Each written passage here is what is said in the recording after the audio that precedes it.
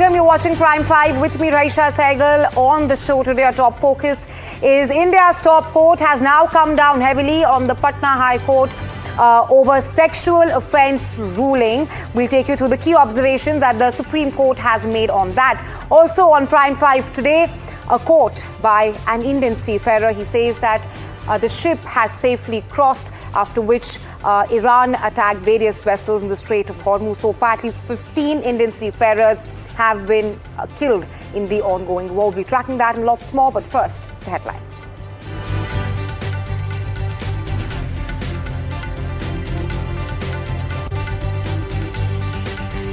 All right, starting off with the first headline.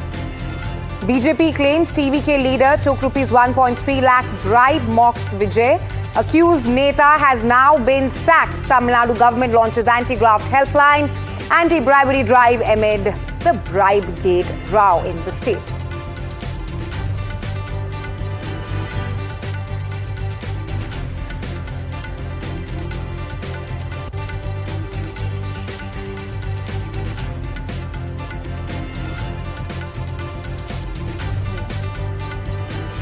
All right, we'll be tracking the headlines.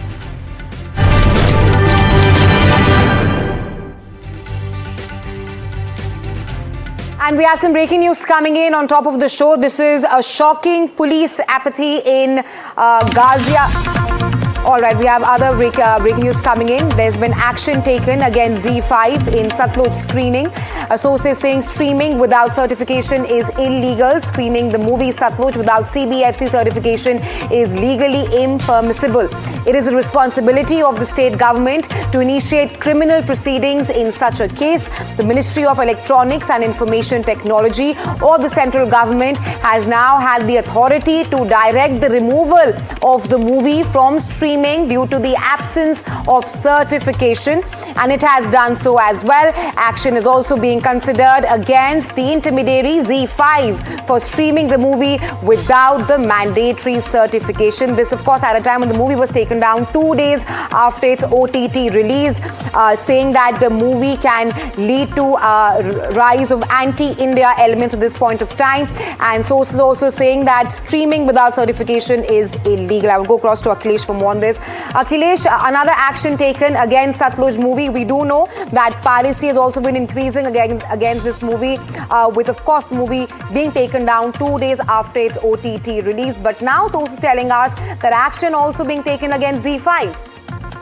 That's correct. In fact, let me make it very clear that as far as the government is concerned, government says very clearly that this movie has not got the clearance to be, publicized. That's why when it is screening in Punjab, it is illegal, and it is an illegal act that on behalf of certain individuals and organizations and political parties, this movie is being screened at various places in Punjab, which is completely illegal, and criminal action should be taken against the screening of this movie. And this responsibility squarely lies upon the state government, which is responsible for the law and order situation in the state. So the state government has to take action as far as the screening of this movie is concerned. And also the government says that as per the IT Act 69A, it is empowered to ban any content which it seems is against the national interest, or it may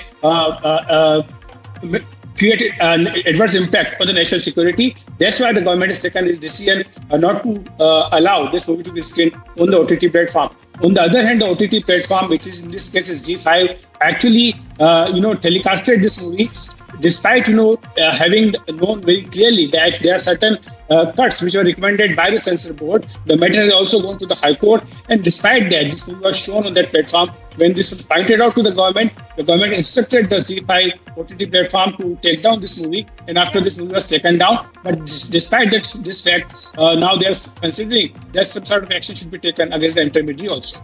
Right, Akhilesh. The government has also asserted that streaming without any kind of certification is illegal. And after that movie was taken down, we also had Diljit Dosanjh coming out on Instagram and saying that the movie has reached multiple households here in India, despite the movie being taken down at this point of time. Tell us more about that. No, it's very clear that that the government was of the opinion, because this matter was pending for the past 3 years, And when this movie, which was in earlier Avatar, it is a different name. And that time the censor board actually had gone through the movie and they found it many content to be objectionable. That's why they said that certain editing should be done. And the makers of the movie, they had challenged this decision and they had gone to the High Court, and the matter was pending before the High Court. Despite that, they changed the name and the original movie was shown on the intermediary, which is the OTT platform Z5. That's why the government has taken this strong objection. They are also pointing it out that we have to see in the right context, because nobody should forget what has happened in Punjab during the peak of the militancy, and those who are responsible for the militancy, they should not be pardoned, or they should not be shown in a better light. So that's why the government has taken this strong action. Akhilesh, I also want to add that the CBFC had recommended Hani Trehan, the director of the movie, 127 cuts, and he went on to say that if we actually have all those 127 cuts, then there will just be trailer left for all the viewers. But the INB ministry coming out and saying that there were no censor, there were no cuts that were made, and the movie got released on OTT platform, after which, of course, 2 days it was taken down. We'll be tracking the story very closely with you, Akhilesh. Thanks very much for sharing those crucial insights here with us. All right, shifting our focus now to Tamil Nadu. The Tamil Nadu Chief Minister, C. Joseph Vijay, is all set to script political and even cinematic history. His much-awaited movie, Jananayagan, will finally release on July 23rd. The movie right now has already cleared the censor hurdle with an A certificate. That's after months of legal battles and even delays. The release is extremely important because Jananayagan will make Vijay the first sitting Tamil Nadu Chief Minister to have a movie released while in office. The movie also marks Vijay's farewell to cinema, giving every scene and dialogue added political significance.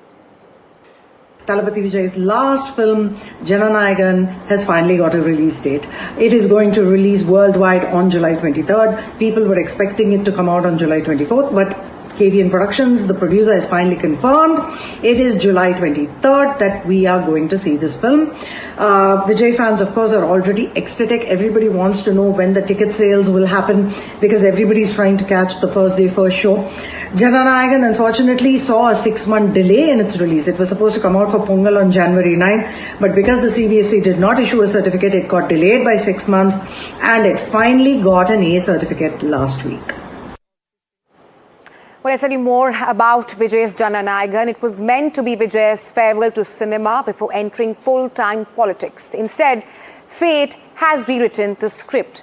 Jananayagan is now all set to release after Vijay has already become the Chief Minister of Tamil Nadu, making him the first sitting Tamil Nadu Chief Minister to headline the release of a commercial feature movie. But getting here has been anything but easy. From a prolonged censor battle to court proceedings, from repeated delays to one of India's biggest piracy scandals, the journey of Jananayagan has been as dramatic as any political thriller. Here's more.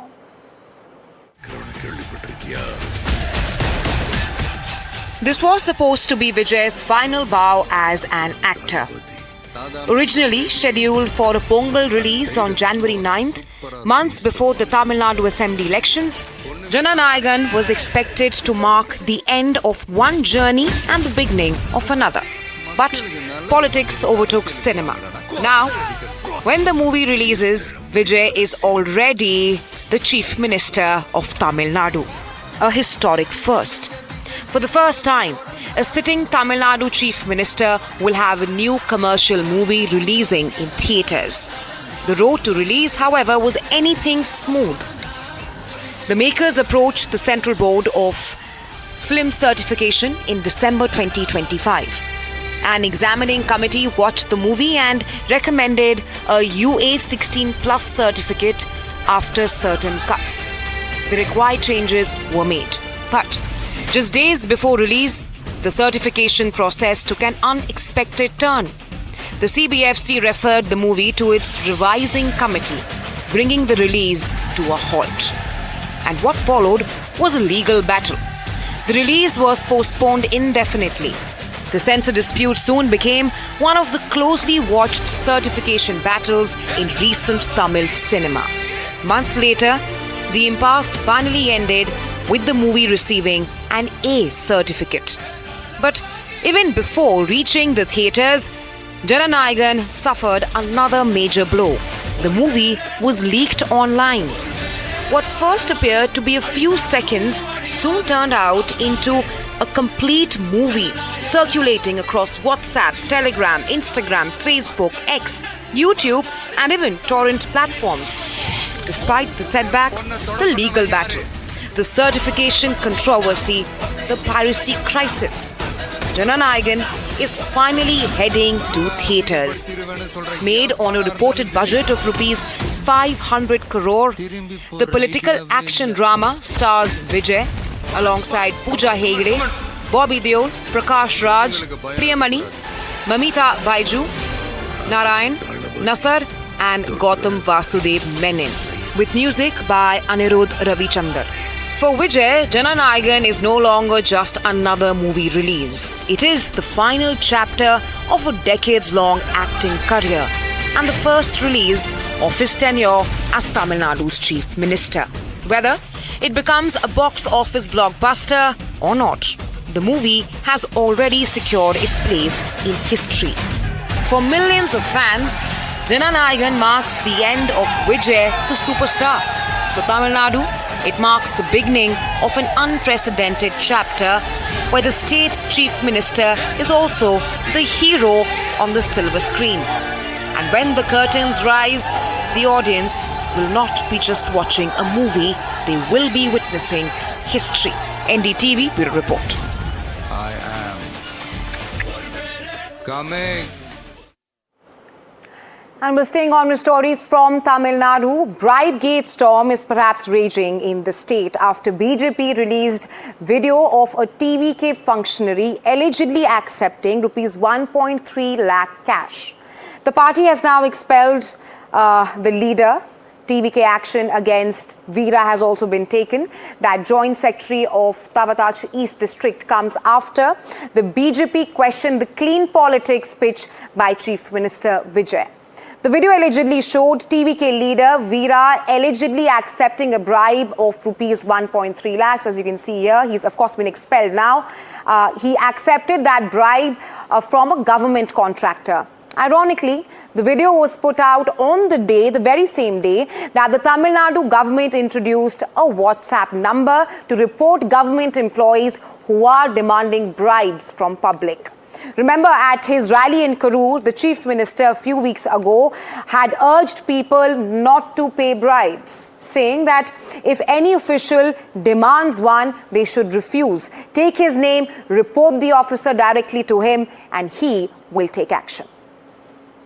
எனக்கு வந்து check வரல sir. இப்பயும் பணம் பரிவர்த்தனை என்கிட்ட இல்ல.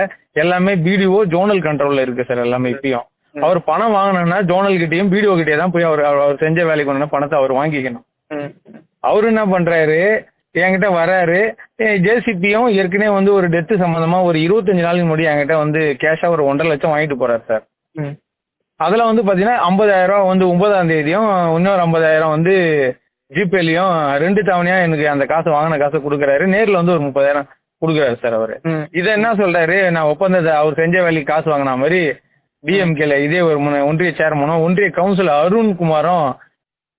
When an allegation props up, it is very important that the party in power comes and clarifies on the issue. Now, this is not the first time an allegation is being made against the 3-month-old TVK government. We've already seen what has happened in the case of the land in Padani, the temple land which has been clearly demarcated and settled in the name of a temple. An attempt to register that land for a value of 2 crores has been made by the TVK government, and after a severe backlash, it has been backtracked. Similarly, in this particular scenario where a video has now been released and it has been going viral, it is alleged that a person from an union called Mambakam, which is in the outskirts of Chennai, a functionary of the TVK is alleged to be taking a bribe of 1.3 lakhs to be giving out a local contract to a specific individual for one of the jobs to be done. All right, my colleague Vijay is now joining me live from Chennai. Vijay, that expelled leader of TVK. He's of course been removed. A strict action has been taken by the TVK functionary. But talk to us more about this war of words which has erupted between the TVK and the opposition, especially at a time when the Chief Minister of Tamil Nadu is hell-bent on eradicating bribery from the state. Vanessa, that's right. It's a shocking incident from the Chengalpattu district as the video goes viral where there was an allegation against the TVK functionary where he was taken bribe from one of the government contractor. As the video goes viral on social media, opposition parties like DMK and BJP and ADMK strongly criticized the incident and condemned the TVK government. They demanded action against the TVK functionary. Even BJP and DMK questioned when Vijay is speaking about the clean governance, and he had said there won't be any sort of corruption or bribery in Tamil Nadu as TVK forms the government. They are questioning what exactly Vijay is up to. And also this incident comes the day, like you mentioned, where there was a circular from the Chief Secretary regarding the putting up a notice on all government officers regarding the bribes, where the people can give a complaint, register complaint through WhatsApp. So as the video goes viral, immediately the party also had taken action against the TVK functionary. He has been expelled from the party, but he continues to stay as a panchayat president of one of the village in Chengalpattu district. Araisa. Right, Vijay. Thanks very much for sharing those crucial insights here with us. Staying on with stories from Tamil Nadu, there's been a shocking custodial death in the state, which has now sparked outrage. Victims' relatives have now refused to accept his body, and they've now staged a road blockade demanding justice. They allege that Varmans, that's the name of the person who died, in the police custody, his body had injuries caused by police assault. His name is Sabri Varman, a remand prisoner lodged at the Nagarkoli district jail in Kanyakumari, died while in judicial custody. According to the Tamil Nadu police, Sabri Varman was arrested on July 9th. That's in connection with the alleged possession and sale of banned tobacco. On July 13th, he died inside the jail. During the investigation, officials also found evidence suggesting that perhaps an altercation had taken place inside the prison on the night of July 12th. The DMK, the opposition, has launched a sharp attack on the Vijay-led TVK government, alleging that incidents of police brutality are increasing under his rule.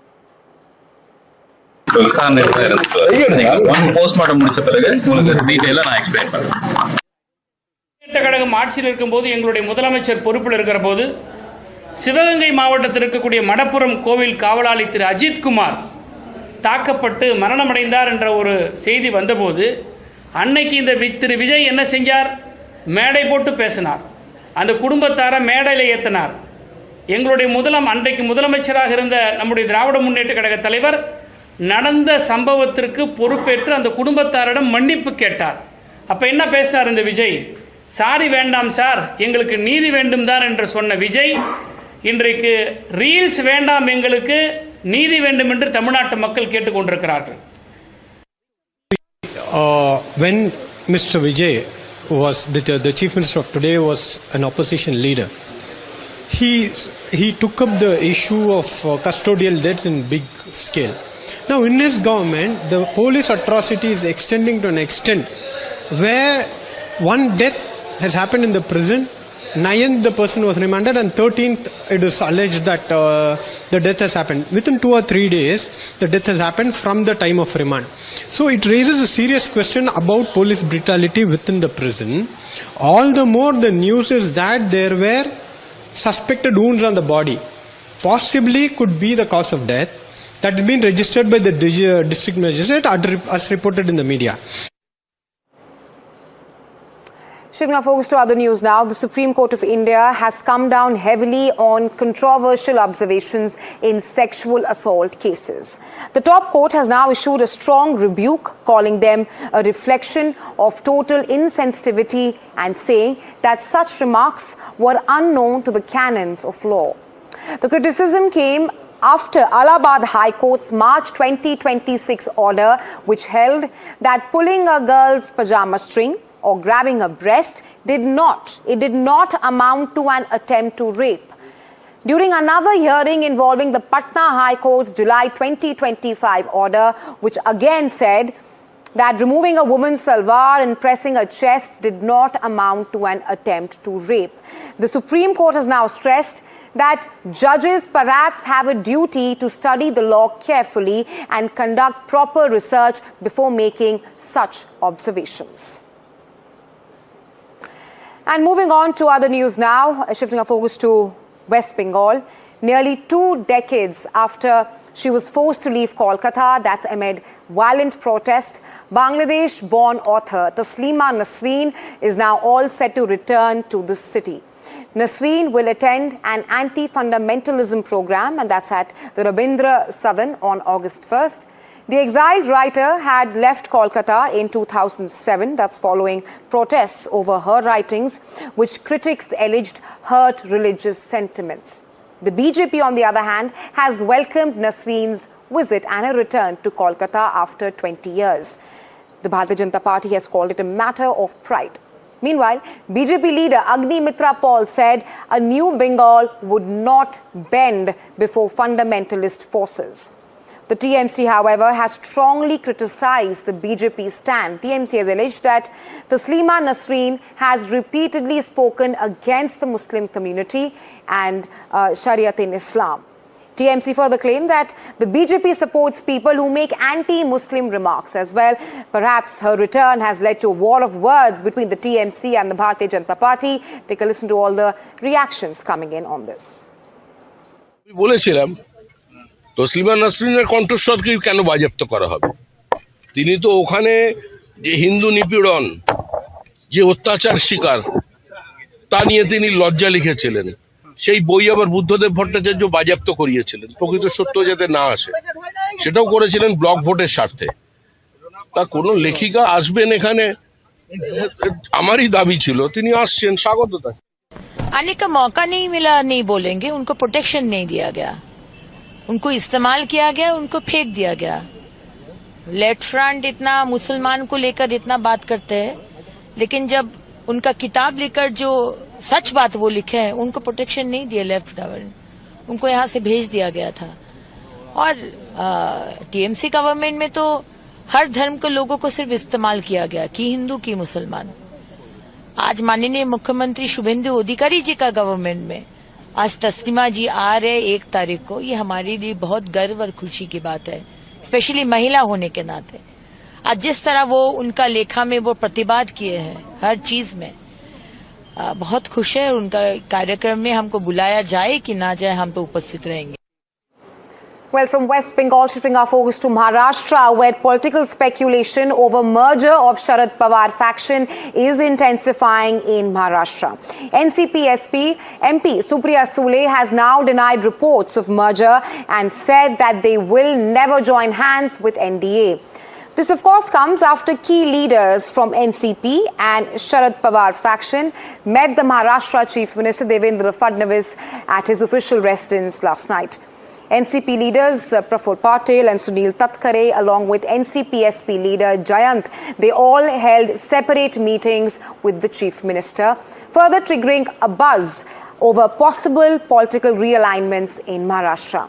Jayant has also dismissed any link between his meeting and those of the other leaders, saying that he met the Chief Minister only to discuss other matters, for example, disqualification of the Islampur Municipal Council chief and also constituency-related issues. NCP कभी भी NCP SP किसी के दबाव में आने वाली party नहीं। ना हम दबाव में कल थे, ना आज है, ना कल रहेंगे।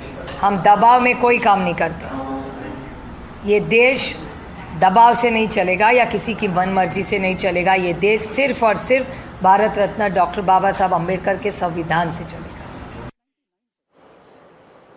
My colleague Abhishek Avasthi is now joining me live from Mumbai. Abhishek, a lot of buzz going on with that merger with the NDA of the NCP-SP. Supriya Sule giving out that statement that the party will support the centre's proposal if the number of seats in Lok Sabha are increased. The bottom line is, are we looking at some kind of realignment in Maharashtra at this juncture? Definitely, a lot of speculation around the NCP SP. It all started when we saw Sharad Pawar himself came to Maharashtra Assembly, and there were meetings with Devendra Fadnavis and later with Eknath Shinde, and more importantly, even yesterday, the two factions, though it has been claimed that they met independently, separately. There was a meeting with the Chief Minister of Sunil Tatkare and Praful Patel separate, and Jayant Patil separate yesterday late night.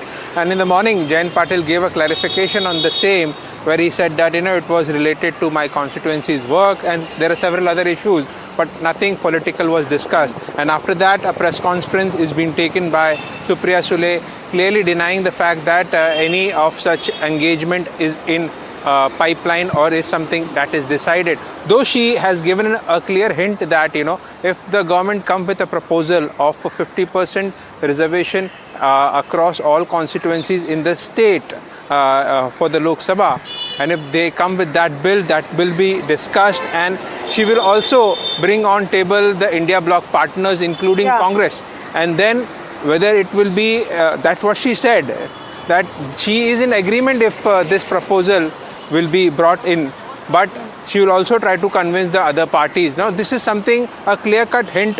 Whether the government takes into account that and bring that bill is something different. But what we understand, that she has dropped a big hint to come along to support that delimitation bill, which is likely to be brought in the upcoming parliament session. Back to you. Right, Abhishek, we tracked the story very closely. So far, Supriya Sule saying that we are not joining hands with the NDA, but perhaps anything can happen when it comes to Maharashtra politics.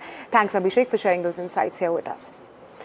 Moving on to other news now, there's perhaps been a shocking audit by the Comptroller and Audit General, which has now exposed what it calls ghost hostels in Maharashtra. According to the CAG, 6 government-funded hostels continue to receive public money for 4 years, that despite having no students. The audit says rupees 1.62 crore was released to these non-functional hostels. That's between 2020 and 2024. In one case, in Jalna, a hostel remained locked and completely empty, yet official records showed students enrolled and even a superintendent in charge, with honorarium payments continuing as well. The report also flags wider failures in Maharashtra's hostel welfare system. Auditors found poor sanitation, unsafe drinking water, inadequate lighting, poor quality food, and also a lack of basic facilities such as libraries, computer labs, CCTV cameras and dining halls in several hostels. These are some of the lapses which have been exposed right now. Empty hostels, but funds perhaps flowing. The CAG says the findings point to a serious gap in monitoring, verification and implementation of welfare schemes, which perhaps are meant for students from socially and economically disadvantaged communities. On that note, we slip into a very short break. Come right back. Lots more lineup for you here on Prime 5.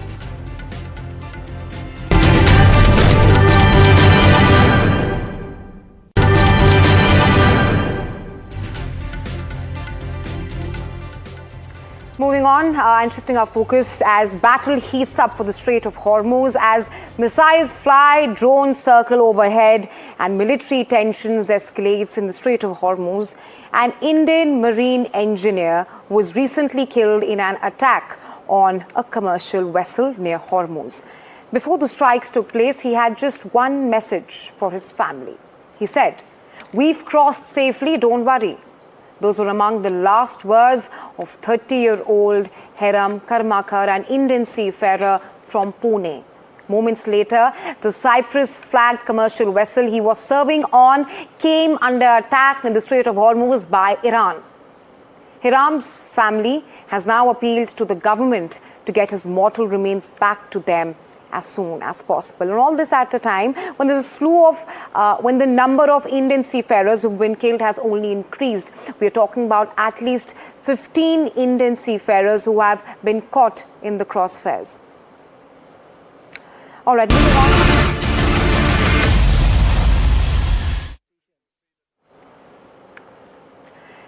And moving on, shifting our focus to other news now, the Middle East is now witnessing sharp escalation with the United States, Iran exchanging fresh threats and military action.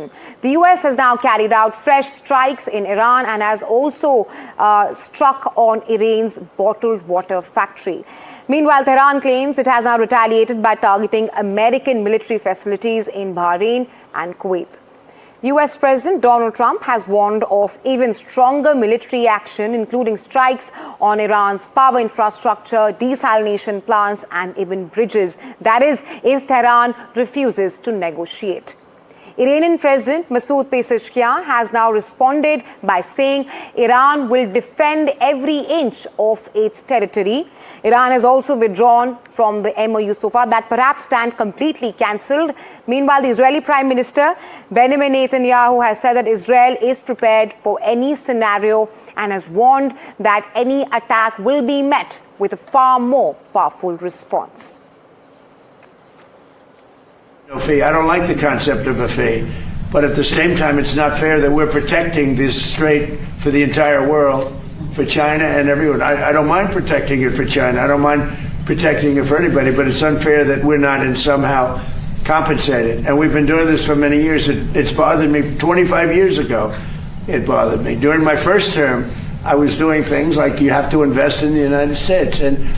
But by doing it that way, there's no fee. They're investing and they're getting a return on their money, and it's good.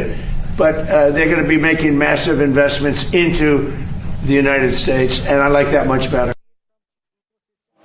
ערוכים לכל תרחיש. אני יכול להגיד לכם רק דבר אחד. לא, אני אגיד את זה למנהיגי איראן. אל תבנו על כך שיהיה שקט אם תתקפו אותנו. אל תבנו על כך שיהיה שידור חוזר. כי זה לא יהיה שידור חוזר. הוא היה מספיק עוצמתי. זה יהיה שידור אחר, עוצמתי הרבה יותר. נגמרו הימים שמישהו פוגע בנו ואנחנו לא מכים אותו מכה אחת אפיים. עשינו את זה לציר הרשע באיראן ונמשיך לעשות זאת לכל מי שיפגע בנו. כך אנחנו עושים. اینا لفاظیاشون ادامه داره و دارن این کارا رو میکنن، ولی بحث اینه که در میدان آیا تونستن به اون اهدافشون برسن؟ آدمایی که تصمیم گرفته بودن ایران ما رو تیکه کنن الان نهایتاً به کجا رسیده کارشون؟ ما در عمل آنچه که باورمونه، اعتقادمون از وجب به وجب خاکمون دفاع خواهیم کرد و این حرفای بی‌ادبانه‌ای که اونا میزنن شایسته اوناست، شایسته ما نیست. ما قدم اول اینه که باید وحدت و انسجام داخلی حفظ بشه. هر کلامی، هر رفتاری باعث شقاق در جامعه بشه قدرت ما رو کاهش خواهند داد.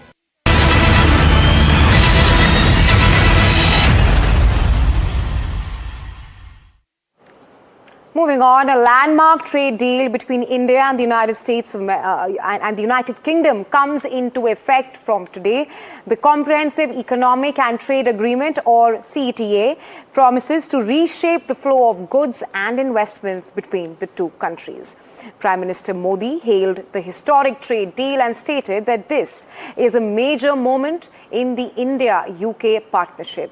He also stated that with the coming into force of the Comprehensive Economic and Trade Agreement and the Agreement on Social Security, our economic linkages are going to get even deeper. Also, India's Commerce Minister Piyush Goyal said that this deal enhances global position of our workforces and it will provide better opportunity for leather and textile industries as well.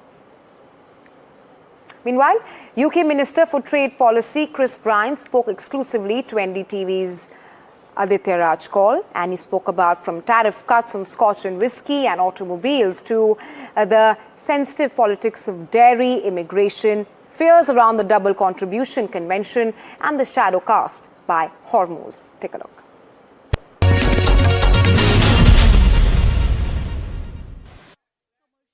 How big do you think, Minister, is this remarkable achievement for the ties between the two countries? Will this be clearly a game changer in the bilateral cooperation?